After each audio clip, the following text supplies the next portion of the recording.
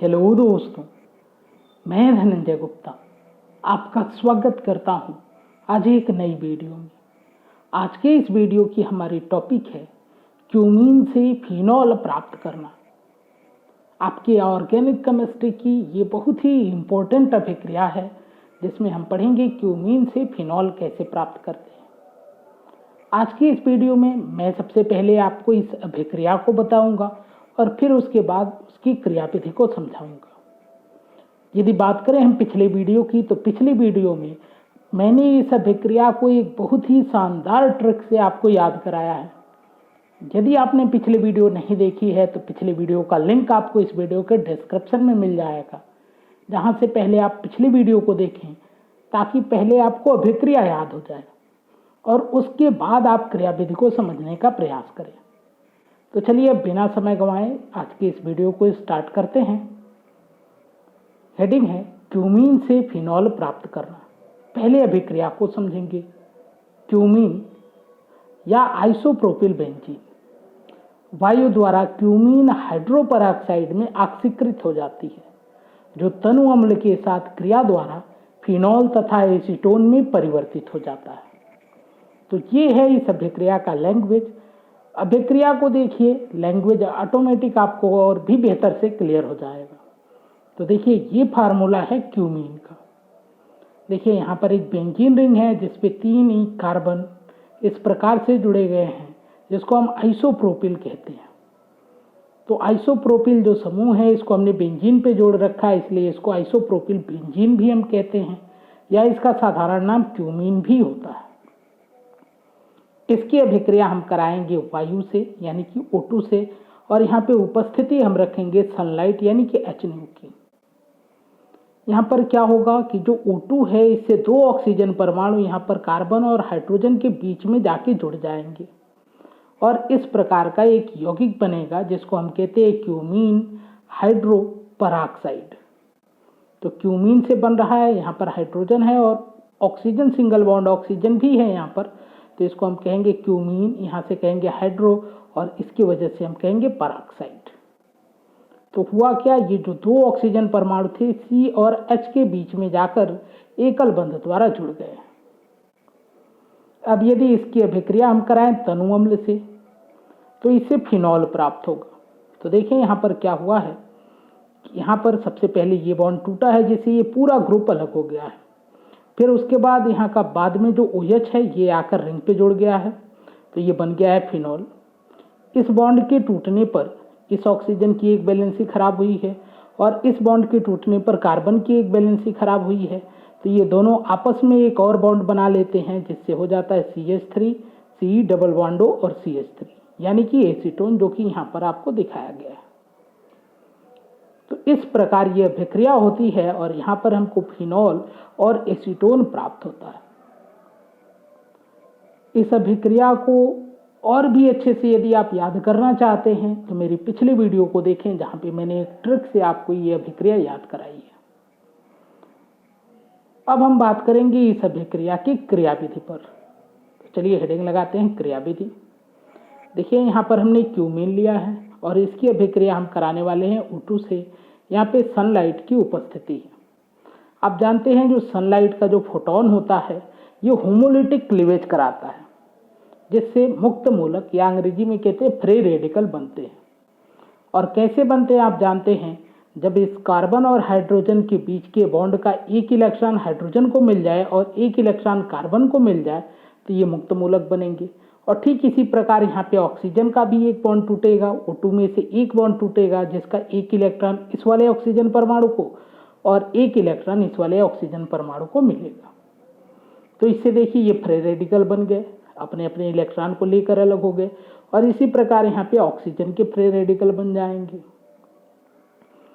अब ये जो ऑक्सीजन के फ्री रेडिकल हैं जिसके बीच में सिंगल बॉन्ड भी है, ये आकर इस बीच में व्यवस्थित हो जाते हैं कुछ इस प्रकार से। आप देखें C और H के बीच में ऑक्सीजन का जो फ्री रेडिकल बना है जिसमें ऑक्सीजन परमाणुओं के बीच सिंगल बॉन्ड भी है, ये बीच में आ गए।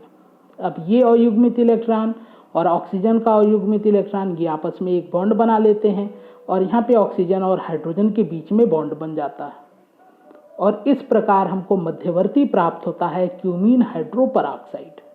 ये बहुत ही इंपॉर्टेंट क्वेश्चन भी है कि क्यूमीन प्रक्रिया में या क्यूमीन से फिनॉल प्राप्त करने की प्रक्रिया में मध्यवर्ती क्या होता है, तो आपका आंसर होगा क्यूमीन हाइड्रोपरऑक्साइड, जो कि ये वाला कंपाउंड है। उम्मीद है कि यहाँ तक के स्टेप आपको समझ में आ गए। तो चलिए आगे देखते हैं। तो देखिए ये है क्यूमीन हाइड्रोपरऑक्साइड। अब इसमें क्या होने वाला है, तो इसमें होगा अब हाइड्रोजन आयन का अटैक, H+ का अटैक। H+ अटैक वहाँ पे करेगा जहाँ पे इलेक्ट्रॉन उसको दिखेंगे, और यहाँ पे इलेक्ट्रॉन दिखेंगे इसको इन दोनों ऑक्सीजन परमाणुओं पर। अब क्वेश्चन ये है कि H+ किस पे अटैक करेगा, तो यदि H+ यहाँ पे अटैक करे तो एक बड़ा सा ग्रुप बनेगा, लेकिन यहाँ पर अटैक करे तो ये जल के रूप में बाहर हो जाएगा। तो OH एक अच्छा लिविंग ग्रुप है जो जल के रूप में आसानी से बाहर आ जाता है। तो H+ कहाँ अटैक करेगा, जहाँ पे ये जल बना सके, यानी कि इस वाले ऑक्सीजन परमाणु पे हाइड्रोजन आयन अटैक करेगा। तो कुछ ऐसी स्थिति हमारे सामने आएगी।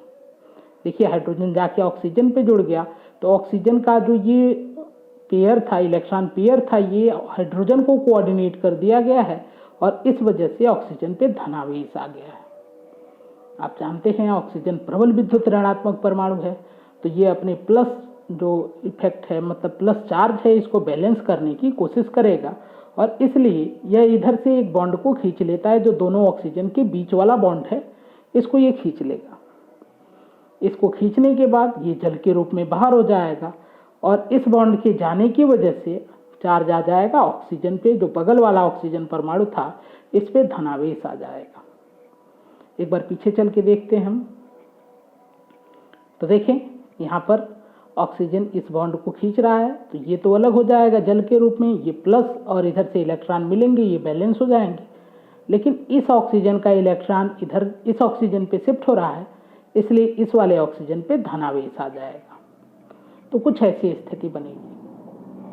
अब फिर यहाँ पर वही बात है, ऑक्सीजन पे धनावेश एक काफ़ी अस्थायी स्थिति बन रही है।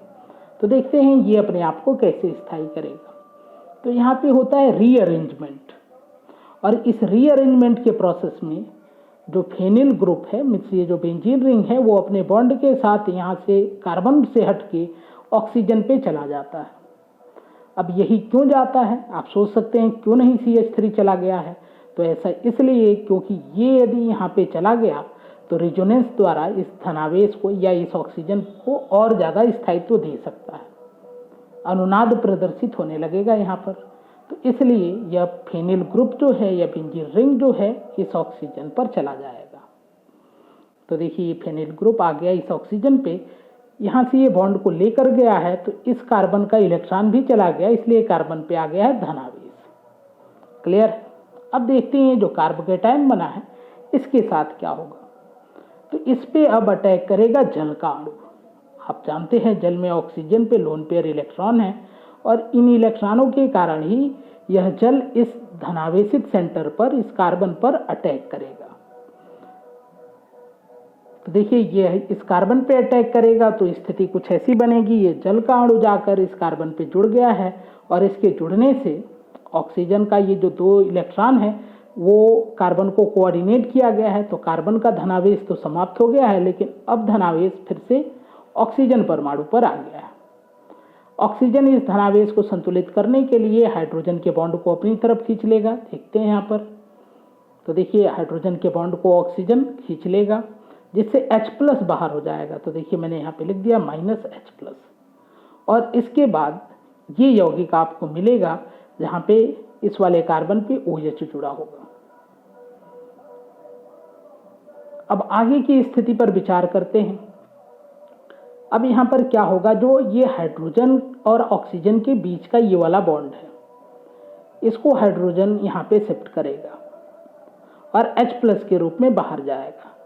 और जैसे ही ये बॉन्ड इधर की तरफ शिफ्ट होगा, आप जानते हैं कार्बन के पास इलेक्ट्रॉन की अधिकता होने लगेगी, तो तुरंत ही ऑक्सीजन इस बॉन्ड को अपनी तरफ खींच लेगा, क्योंकि ऑक्सीजन तो विद्युत ऋणात्मक पहले से ही है। तो देखिए कुछ ऐसी स्थिति बनेगी, यहाँ पे मैंने ड्रा किया है। तो ये बॉन्ड शिफ्ट हो रहा है यहाँ पर, और इस बॉन्ड को ऑक्सीजन अपनी तरफ खींच लेगा। यहाँ से जो H प्लस निकलेगा, जब ये बॉन्ड इधर जाएगा तो हाइड्रोजन का इलेक्ट्रॉन भी चला जाएगा तो H प्लस निकलेगा। ये बॉन्ड जब इस पे आएगा तो ऑक्सीजन पे माइनस आएगा, तो यह वाला H प्लस इधर से घूम के जाकर फिर इस O माइनस पे जाके जुड़ जाएगा और इस तरह बन जाएगा फिनॉल। और बाकी आप देख रहे हैं ये हो गया CH3, ये C और फिर इधर CH3। यहाँ पे कार्बन ऑक्सीजन के बीच में सिंगल बॉन्ड है, लेकिन इस बॉन्ड के यहाँ शिफ्ट होने पर यहाँ पे डबल बॉन्ड हो जाएगा, तो ये वाला कंपाउंड बनेगा जिसको आप एसीटोन कहते हैं। तो इस तरह यहाँ पर आपको प्राप्त हो चुका है फिनॉल और एसीटोन। तो दोस्तों ये थी आज की वीडियो। उम्मीद है आज की वीडियो स्टेप बाय स्टेप आपको अच्छे से समझ में आई होगी।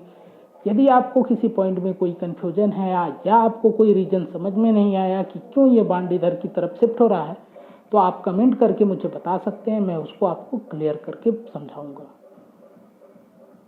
यदि वीडियो आपको पसंद आया तो लाइक करें, अपने दोस्तों के साथ शेयर करें, हमारे इस चैनल को सब्सक्राइब करके बेल आइकन को प्रेस कर लें ताकि आगे आने वाली वीडियो का नोटिफिकेशन आपको मिल सके। वीडियो से संबंधित अपने विचार को कमेंट बॉक्स में लिखें। आज की ये वीडियो देखने के लिए, हमारे इस चैनल से जुड़ने के लिए आपका धन्यवाद।